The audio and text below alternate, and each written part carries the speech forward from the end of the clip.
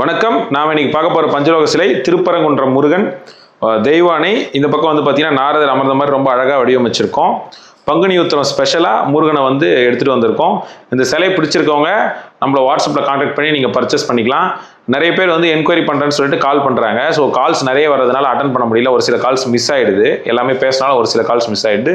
So எல்லாருமே WhatsApp message பண்ணுங்கள். உங்களுக்கு ரிப்ளை அண்ட் உங்களுக்கு டிஸ்பேச் எல்லாமே பண்ணிவிடுவாங்க. சேல்ஸ் ப்ராசஸ் எல்லாமே முடிஞ்சிடும். ஸோ இந்த சிலையில் வந்து பார்த்தீங்கன்னா ரொம்ப ஸ்பெஷலாக இந்திரனோட மகளான தெய்வானையை வந்துட்டு முருகன் வந்து மனம் முடிக்கிறாரு.